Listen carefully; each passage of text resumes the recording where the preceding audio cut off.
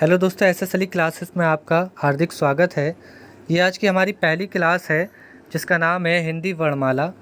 जैसा कि आप जानते हैं कि हिंदी वर्णमाला जिस एग्ज़ाम में अगर हिंदी का सिलेबस है तो उसमें अच्छे खासे प्रश्न इस चैप्टर से पूछे जाते हैं।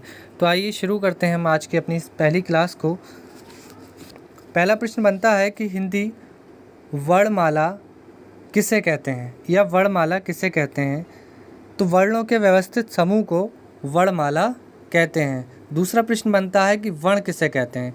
तो वर्ण उस मूल ध्वनि को कहते हैं जिसके खंड ना हो, या हम इस तरह से भी कह सकते हैं कि वर्ण भाषा की सबसे छोटी इकाई ध्वनि है। इस ध्वनि को ही वर्ण कहते हैं। ठीक है, जैसे यहाँ पर दे रखा है पानी। पानी शब्द की दो ध्वनियाँ हैं, पा आका डंडा और नी। यहाँ पे ये दो तो हो गई, पा और नी, लेकिन आप हम इनके चार खंड और कर सकते हैं। पा प्लस आका डंडा प्लस ना और बड़ी ई। इस तरह से देखिए, पा और बड़ा आ, ना और बड़ी ई। ये इस तरह से हमने इनके चार खंड कर दिए। इससे ज़्यादा अब हम इनके खंड नहीं कर सकते। इसके बाद बात आती है हमारी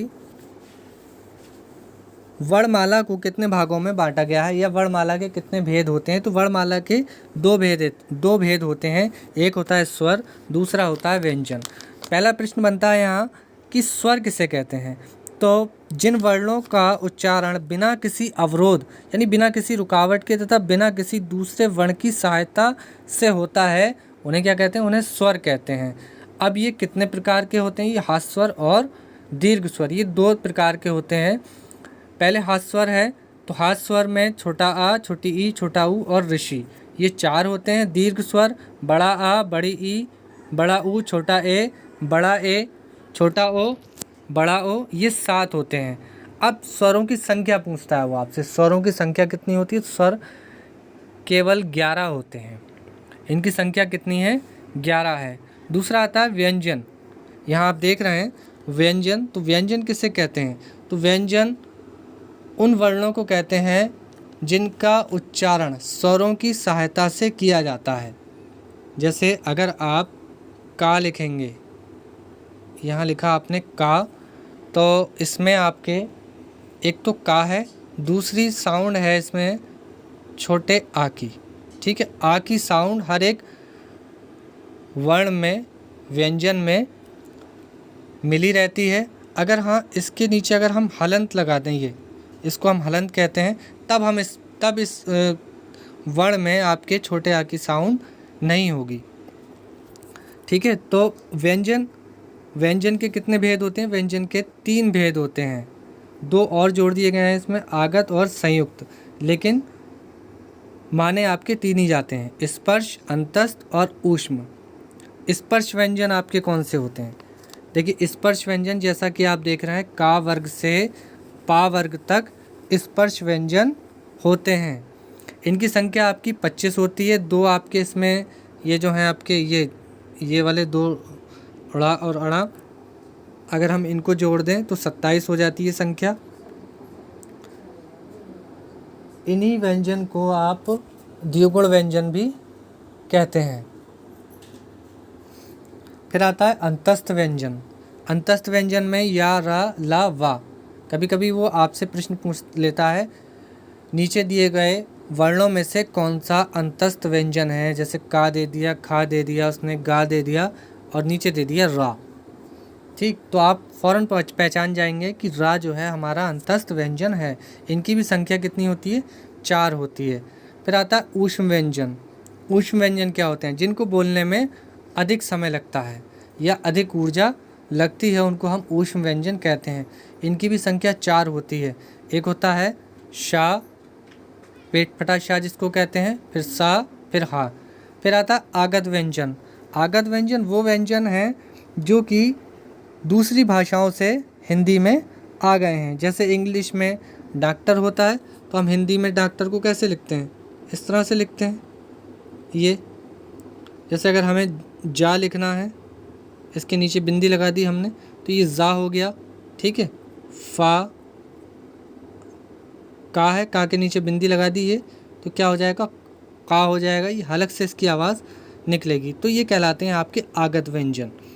फिर आता है संयुक्त व्यंजन, ऐसे व्यंजन जो दो वर्णों की सहायता से मिलकर बने होते हैं, ये क्या कहलाते हैं, आपके आगत व्यंजन कहलाते हैं, सॉरी संयुक्त व्यंजन कहलाते हैं।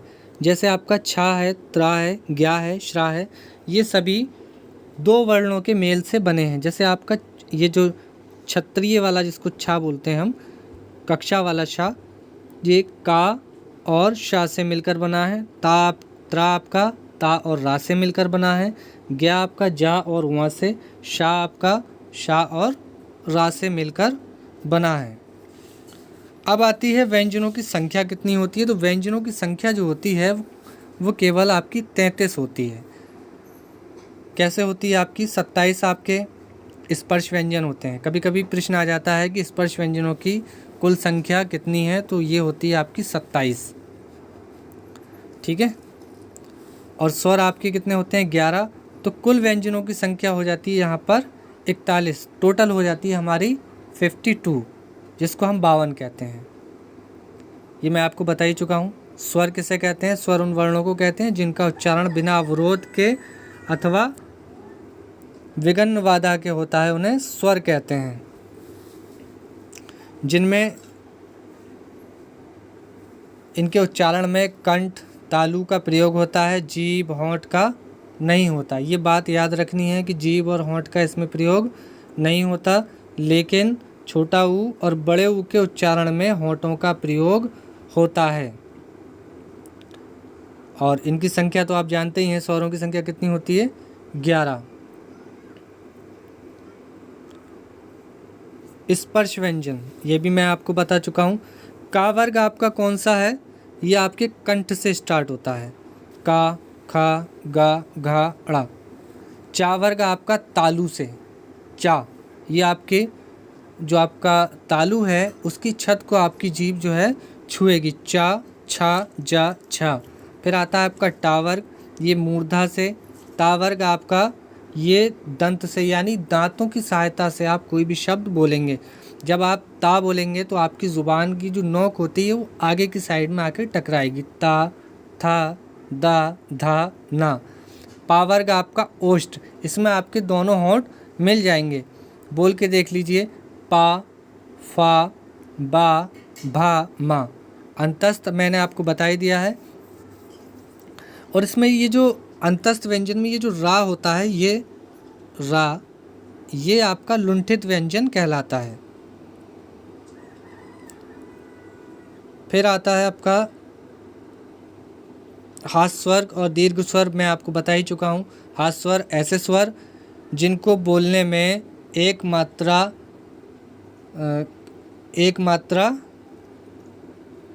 मात्रा की एनर्जी या ऊर्जा लगती है, ये एकमात्रिक कहलाते हैं, जिसकी उत्पत्ति दूसरे स्वरों से नहीं होती। जैसे आ, ई, उ, ऋषि। दीर्घ स्वर ऐसे स्वर जिनको बोलने में लंबा समय लगता है, यानी दीर्घ समय लगता है, ऐसे स्वरों को हम कहते हैं दीर्घ स्वर कहते हैं। इनको द्विमात्रिक स्वर भी कहते हैं। प्लुत स्वर ऐसे स्वर जिनको बोलने में तिगना समय लगता है, इसे त्रिमात्रिक स्वर भी कहते हैं। अब आता है अनुनासिक और अनुस्वर। अनुनासिक और अनुस्वर किसे कहते हैं? देखिए, अनुस्वर जो होते हैं इनके उच्चारण में नाक से अधिक सांस निकलती है और मुख से कम, जैसे अंग, अंक, अंश। अनुस्वर की ध्वनि प्रकट करने के लिए वर्ण पर बिंदु लगाया जाता है। एक बिंदी लगाई जाती है, जैसे हमने यहाँ लिखा ये अंग, यहाँ एक बिंदी लगा देंगे हम। जैसे हमने लिखना कंगना, कंगना, ये बिंदी हमने लगा दी, कंगना, ठीक है। तत्सम शब्दों में अनुस्वर लगता है, जैसे अंगुष्ठ, दंत, अंत्र। अब बात आती है अनुनासिक की। तो अनुनासिक के उच्चारण में नाक से बहुत कम सांस निकलती है और मुख से अधिक सांस निकलती है, जैसे चांद, आंत, गाँव, चिड़िया। अनुनासिक समझ गए आप? जिनमें ये चंद्र बिंदु लगा होता है।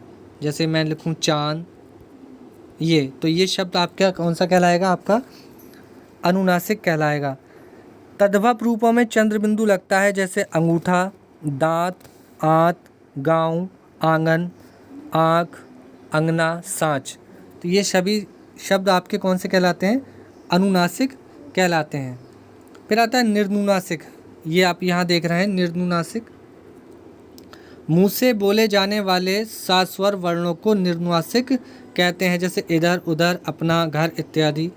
विसर्ग, विसर्ग जिनको बोलने में, जैसे आपने ये लिखा आप दुख, तो ये हा की आवाज़ निकलेगी, ठीक है, दुख इस तरह से लिखा जाएगा। छः, ये आपके विसर्ग कहलाते हैं। तो अनुस्वर की तरह विसर्ग भी स्वर के बाद आता है। ये व्यंजन है और इसका उच्चारण हा की तरह होता है। संस्कृत में इसका काफ़ी व्यवहार है, लेकिन हिंदी में अब इसका अभाव होता जा रहा है। अभाव का मतलब इसकी कमी होती जा रही है, लेकिन तत्सम शब्दों के प्रयोग में आज इसका भी उपयोग होता है, जैसे मना, कामना, पया, पान, अतः, स्वतः, दुख इत्यादि। अब कभी आपसे वो पूछ ले कि विसर्ग आपके स्वर हैं, क्या स्वर हैं? तो ये ना तो स्वर हैं और ना ही व्यंजन हैं। अनुस्वर और विसर्ग ना ही आपके स्वर हैं ना ही व्यंजन हैं, लेकिन इनकी दोनों ध्वनियों को अयोगवा कहा जाता है। अयोगवा का अर्थ होता है योग ना होने पर भी जो साथ में रहे। तो फ्रेंड्स, ये थी हमारी आज की वीडियो, हिंदी वर्णमाला पार्ट फर्स्ट। हम इसका दूसरा भी पार्ट बनाएंगे। हमारे हौसले को बढ़ाने के लिए आप हमारे चैनल को सब्सक्राइब कीजिए, लाइक कीजिए और वीडियो को हो सके तो शेयर कीजिए। आप सभी का बहुत बहुत धन्यवाद। आपका इसी तरह से प्यार और स्नेह हमें चाहिए। आप सभी का एक बार बहुत बहुत धन्यवाद।